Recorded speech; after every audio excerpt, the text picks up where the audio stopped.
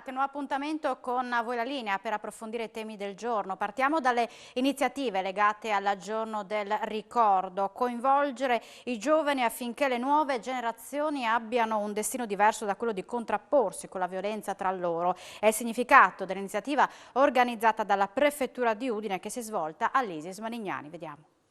Un saluto ai nostri amici telespettatori, mi trovo nell'aula magna del Malignani di Udine dove è stata organizzata un'importante manifestazione nella giornata del ricordo, ma sentiamo proprio delle testimonianze. È importante raccontare quello che è accaduto realmente attraverso testimonianze dirette.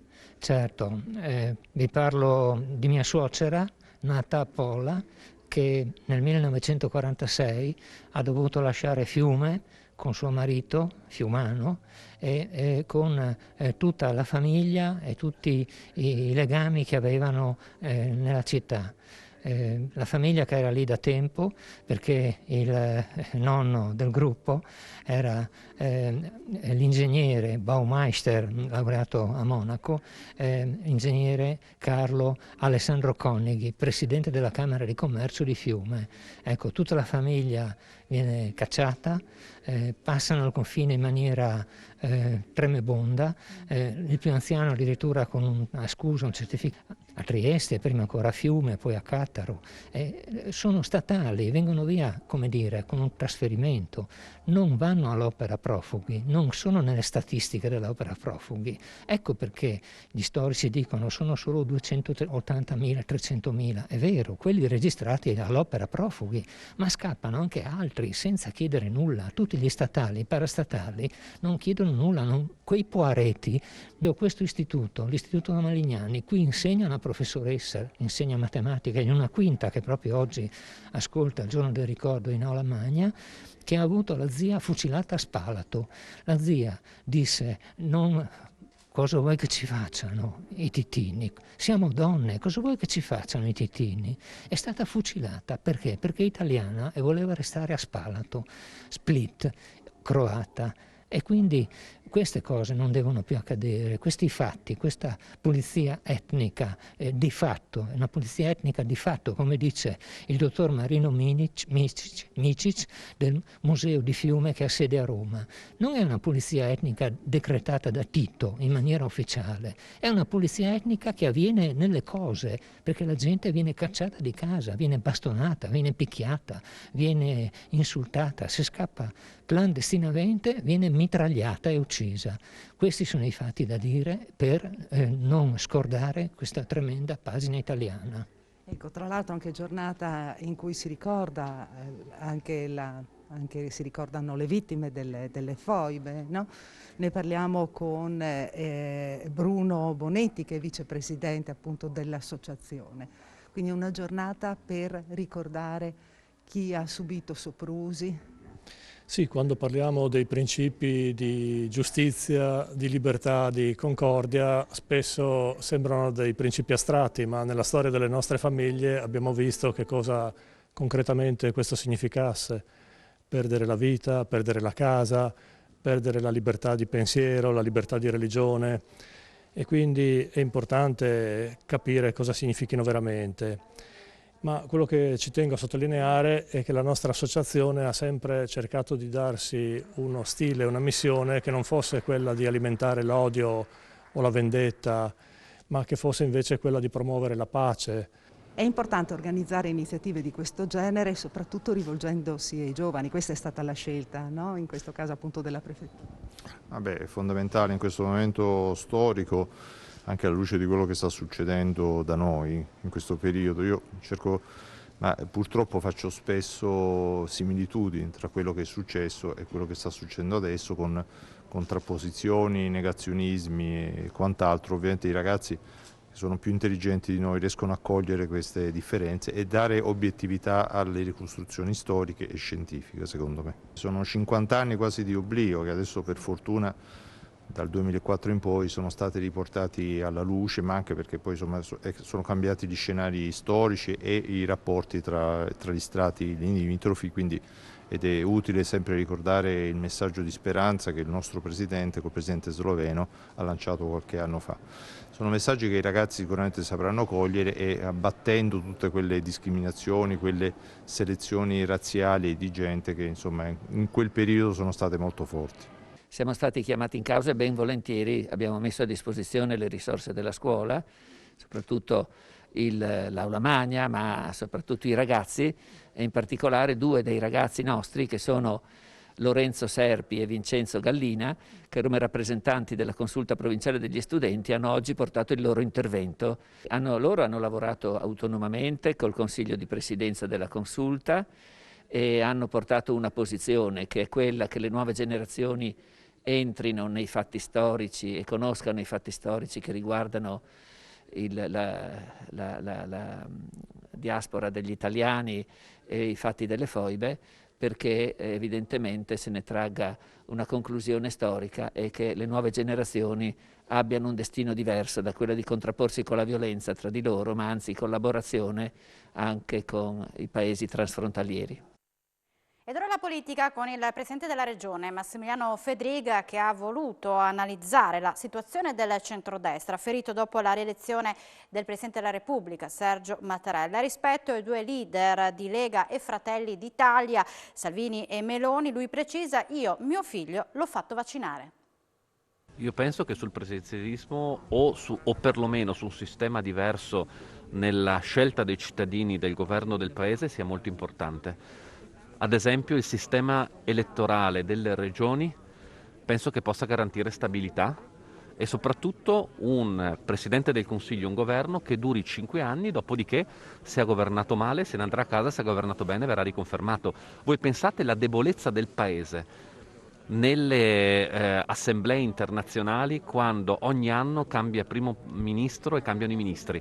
Dalle altre parti c'è un rapporto anche umano, fiduciario, che tutela gli interessi nazionali. Ma no, ma non è che vedo Maretta, è ovvio che penso che il centrodestra si debba riassettare, su questo non c'è dubbio, penso però che la forza della coalizione debba rimanere compatta, progettando anche e soprattutto non soltanto un cartello elettorale, ma progettando il governo del Paese. Penso che la politica oggi debba essere in grado di guardare un po' più in là della scadenza elettorale, dobbiamo guardare a un'offerta politica seria per il Paese e su questo penso che il centrodestra debba fare un ragionamento. In questo senso Salvini e Meloni però sono uniti da un'idea comune di non vaccinare i propri figli. Al di là della scelta personale, non pensa che sia un messaggio negativo in questo momento, questa posizione un po' ambigua? Meloni ce l'ha sempre avuta, Salvini aveva anche ascoltato voi presidenti delle regioni. No, guardi, noi anche come presidenti delle regioni abbiamo sempre detto che sui bambini deve essere una scelta fatta dai genitori insieme al proprio medico e al pediatra. Detto questo, io ho fatto vaccinare mio figlio, non ho avuto alcun tipo di effetto collaterale come purtroppo troppo spesso viene raccontato da chi vuole negare l'efficacia del vaccino. Oltretutto ha avuto il Covid totalmente asintomatico, quindi l'efficacia del vaccino l'ho provata personalmente e penso che proteggere i bambini sia importante, soprattutto basti vedere anche l'effetto del long Covid che purtroppo anche nella fascia pediatrica dà degli effetti a lungo termine. Quindi io ho fatto una scelta da papà insieme a mia moglie e insieme ovviamente al pediatra ho deciso di vaccinare mio figlio. Io penso che in questo momento con la variante Omicron e soprattutto con una campagna vaccinale che ha funzionato bene, ha dato un'ampia copertura e spero possa continuarla a fare, dobbiamo cambiare l'approccio. La pandemia è diversa, il virus è diverso, la situazione è molto diversa rispetto a qualche mese addietro. In una pandemia bisogna fare le scelte in relazione alla situazione contingente. Non si può pensare di affrontare la pandemia come affrontavamo 1 anno, 2 anni fa. Siamo in una situazione totalmente diversa, altrimenti diventa ideologizzare la pandemia anche questo. Noi dobbiamo essere pragmatici, sapere che non è una sconfessione se uno cambia strategia, perché è cambiato il virus. E quindi altrimenti rischiamo veramente di fare dei danni invece che affrontare il problema. Piccola pausa per la pubblicità, poi ci ritroveremo in diretta da voi la linea. Tra poco.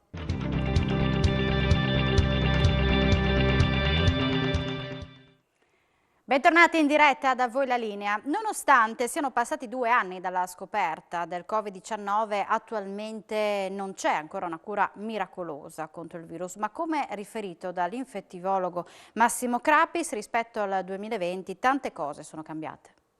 Siamo con Massimo Crapis, lui è responsabile del Dipartimento di Malattie Infettive dell'ospedale Santa Maria degli Angeli. Come si curano attualmente le persone ospedalizzate? È cambiato qualcosa rispetto all'inizio della pandemia? Diciamo che effettivamente rispetto all'inizio della pandemia per fortuna sono cambiate tante cose. Non abbiamo ancora, e questo è benissimo dirlo, anche perché c'è ancora confusione da questo punto di vista, non abbiamo ancora la cura miracolosa, però abbiamo delle armi a disposizione a questo punto che ci possono essere di grande aiuto. Certo che le tempistiche da questo punto di vista sono ancora importanti, perché abbiamo soprattutto degli antivirali oppure i monoclonali che comunque hanno un effetto antivirale che esplicano il loro maggior effetto nei primi 5-7 giorni, dopo purtroppo diventano difficili. Quindi sono cure importanti in realtà paradossalmente più a livello extraospedaliero che a livello intraospedaliero, perché nel momento in cui il paziente arriva, ormai statisticamente lo abbiamo capito, arrivano dopo 7-10 giorni dall'inizio dei sintomi,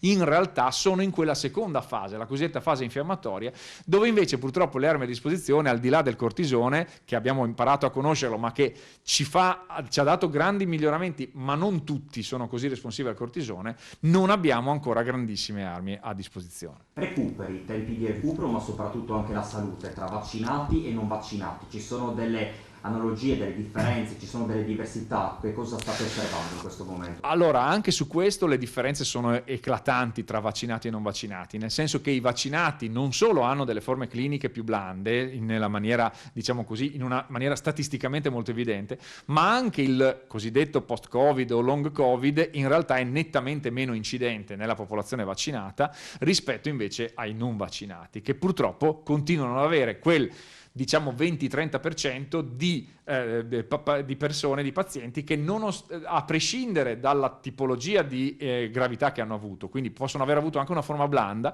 ma in realtà poi possono avere dei sintomi residui che si trascinano per settimane o anche mesi. Dottore, per concludere, ammesso non concesso che ormai siamo fuori o vicini, diciamo, alla conclusione della pandemia, lei ha parlato di situazione ormai endemica, che cosa si porterà dentro rispetto a questa grave crisi che ci ha veramente sconvolto le nostre vite? Ci siamo sentiti negli anni scorsi, nei mesi scorsi, e in lei ho visto per la prima volta gli occhi che luccicavano. Sì, non lo so bene, è una risposta a una domanda che ancora probabilmente non sono in grado di dare, perché siamo ancora troppo coinvolti, ancora troppo diciamo nel vortice per sapere che cosa mi lascerà o mi ha lasciato. Diciamo che sicuramente ho riconsiderato un sacco di cose, sia dal punto di vista professionale che dal punto di vista sociale. Sicuramente non mi dimenticherò mai il periodo che abbiamo passato.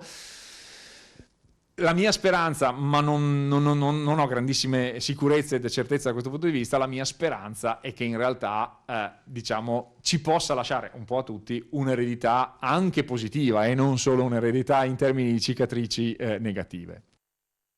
Un ecografo portatile di ultima generazione è stato posizionato nel centro prevenzione dell'Andos di Udine all'interno del centro commerciale Città Fiera. Lì si potranno fare visite gratuite su appuntamento di sennologia e urologia, ma l'obiettivo è ampliare ancora di più l'offerta. Presidente, questo è un importantissimo passo avanti sul fronte della prevenzione. Questo è un macchinario, ci raccontava, unico nel suo genere. Sì, questo è il primo macchinario ecografo portatile e sono veramente onorata e ringrazio il dottor Sulis che ci ha dato la possibilità di poterlo avere oggi. È un macchinario che rimarrà qua e in collaborazione con i medici dell'ospedale di Udine faremo quello che è la prevenzione gratuita, che è importante perché in un momento come questo dove l'economia sta mettendo veramente a dura prova le persone, tutte quante noi, sapere che si può parlare di prevenzione fatta da persone che lo sanno fare gratuitamente è una cosa importantissima. La prevenzione deve essere al primo posto e noi ci battiamo per questa cosa qua. Ci racconti un po' come funzionerà questo centro dell'Andos e non solo? Allora, questo è un centro che sarà aperto giovedì, venerdì, sabato e domenica. Qui faremo prevenzione, tumore al seno, prevenzione alla prostata, supporto psicologico e abbiamo aperto uno sportello con scritto Mai più, che in collaborazione con l'avvocato criminologa Angelica Giancola faremo proprio quello che è un supporto alle donne vittime di violenza e non solo. È una cosa importante, ma perché? Perché in una famiglia ci sono più realtà e noi vogliamo stare in questo momento vicino alle persone che ne hanno bisogno. È vero, l'Andos è un'associazione che si occupa di tumore al seno. La nostra sede rimane quella in via Diaz e quella rimane come inizio, ma qua vogliamo aprire a persone che stanno vicino a noi, a persone che credono a noi. Voglio ringraziare Bardelli perché ci ha dato uno spazio enorme che per noi è fondamentale e voglio ringraziare tutte le persone che in vari modi stanno vicino a noi, perché noi Andos possiamo fare delle cose, ma se siamo insieme riusciamo a fare veramente tanto di più. E voglio ringraziare anche tutti i giornalisti, tutte le persone che ci danno supporto, perché l'informazione che voi ci date per noi è importante, perché è un messaggio che si dà proprio ancora di più alle persone. Contattateci, venite, noi ci siamo, non vi lasciamo soli e possiamo darvi quei supporti che ne abbiamo bisogno. Bardelli, questa è un'importante offerta che adesso ha anche il Città Fiera. Questo è il primo macchinario, ma in realtà quei servizi che saranno offerti qui in questo punto dell'Andos saranno molteplici. Ma certo, io devo dire che sono veramente orgoglioso di poter ospitare l'Andos, un'associazione che sta mettendo in piedi una serie di attività encomiabili e in questo caso sono particolarmente orgoglioso e felice di ospitarli perché queste attività di screening attraverso questi nuovi macchinari in appoggio alle strutture pubbliche che in questo momento segnano dei momenti di fatica, di difficoltà, di ritardi nel poter fare delle analisi di screening preventivo, associare e aggiungere questi servizi può veramente salvare in certi casi delle vite umane e quindi come prima durante l'inaugurazione mi sento veramente di fare un appello ai media: diffondete queste notizie perché possiamo insieme con l'aiuto di tutti, dei volontari, dei medici e dei media, salvare delle vite umane e credo che questo sia qualcosa che scalda il cuore veramente a tutti. E chiudiamo con lo sport, con il basket, con l'impresa della Web Gesteco Cividale, 16 vittorie consecutive e un intero girone. E la squadra di Cividale non si ferma più, ha battuto anche Bergamo, l'unica squadra che finora non era riuscita a fermarla. Al Pala Perusini, ieri sera è finita 72-54, la differita andrà in onda questa sera dalle 22 su Telefriuli. Per andare perché giochiamo sempre contro squadre che ci mettono in difficoltà, che hanno tante frecce nel loro arco, ma alla fine riusciamo sempre a saltarci fuori e questo è sicuramente una bella cosa. È stata una partita in cui siamo migliorati con i shoot nell'arco dei 40 minuti, che è uno dei nostri obiettivi. Siamo partiti con qualche distrazione, però la solidità, la continuità l'ha data la difesa.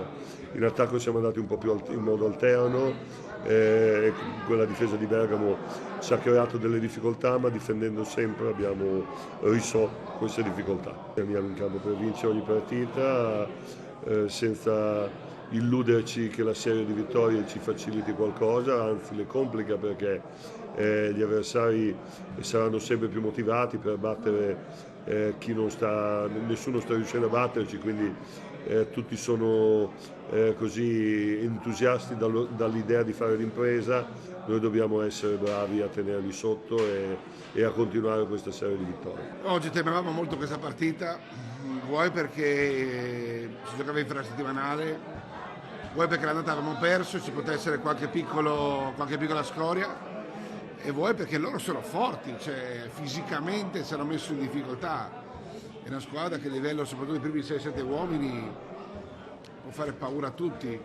L'hanno messa molto fisicamente anche in difesa, però alla fine abbiamo tenuto i 54 punti, evidentemente la nostra difesa è stata migliore, abbiamo avuto pazienza e come sta capitando da qualche parte a questa parte, nel terzo quarto abbiamo creato un vuoto. Faccio fatica a trovare aggettivi per giudicare i nostri ragazzi, per l'abnegazione con cui stanno lavorando, per la continuità mentale che stanno dimostrando. Siamo tanti, siamo lunghi, siamo forti. Chi era fatto una partita fantascientifica, una pulizia tecnica incredibile.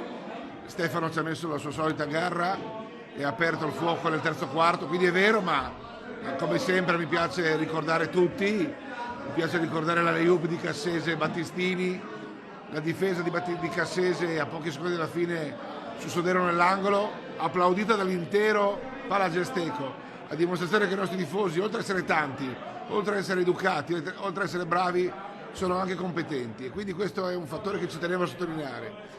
Quindi archiviamo questa partita, sabato andiamo a Olginate per continuare ad aggiornare le nostre caselle dei record, ma soprattutto per continuare a lavorare su noi stessi, sulla nostra continuità e su questo campionato fantascientifico che stiamo regalando a noi stessi, ai nostri tifosi, ai nostri sponsor, perché stiamo sognando e non vogliamo smettere di sognare.